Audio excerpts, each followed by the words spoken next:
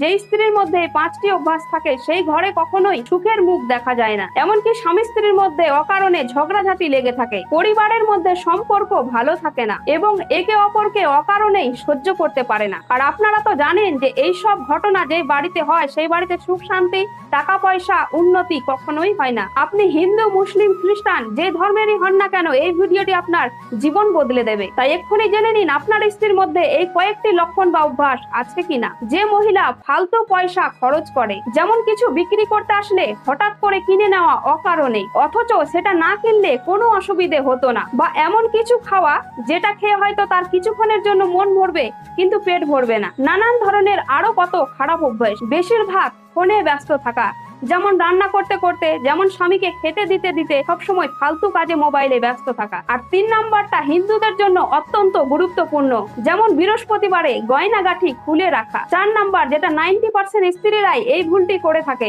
যেমন ঘরের অপচয় বস্তু সন্ধ্যেবেলা ঘর থেকে বাইরে ফেলে দেওয়া। সেটা সবজির অপচয় জিনিস হতে পারে কিংবা এঁঠো হতে পারে, যে কোনো জিনিস। আর সন্ধ্যেবেলা ঝাড় দেওয়া বা সন্ধ্যেবেলা বাসন মাজা, কাপড় কাচা। সন্ধ্যেবেলা তো কোনো কাজ করা উচিত না, সন্ধ্যেবেলা শুধু ভগবান আল্লাহ ঈশ্বরের আরাধনা করা উচিত। আর এই লক্ষণগুলি যদি আপনার স্ত্রীর মধ্যে থাকে তাহলে বুঝে নেবেন আপনাদের গৃহে কখনোই সুখ শান্তি, ধন সম্পত্তি টিকবে না।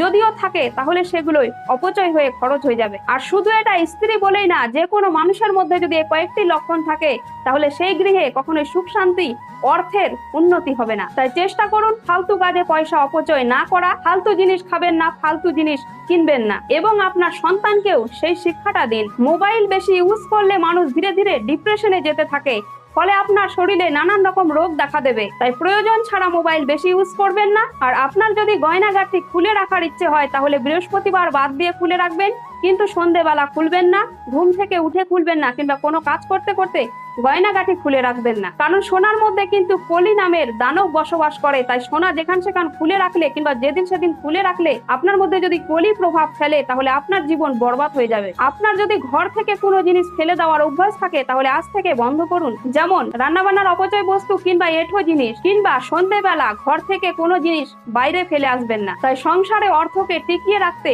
আপনার এই খারাপ অভ্যাসগুলো এখন থেকে বন্ধ করুন। বা আপনার পরিবারে এই অভ্যাসগুলো যদি কারো মধ্যে থাকে তাহলে তাকেও বন্ধ করতে বলুন। কারণ শাস্ত্র মতে পরিষ্কার আছে যে আপনারা যদি নিয়ম কানুন ভালোভাবে মেনে চলেন তাহলে আপনাদের গৃহে আনন্দ, সুখ শান্তি, উন্নতি সবসময় থাকবে। তাই চেষ্টা করুন এবং মেনে চলুন। সাথে থাকবেন, পেজটিকে ফলো করে। ধন্যবাদ।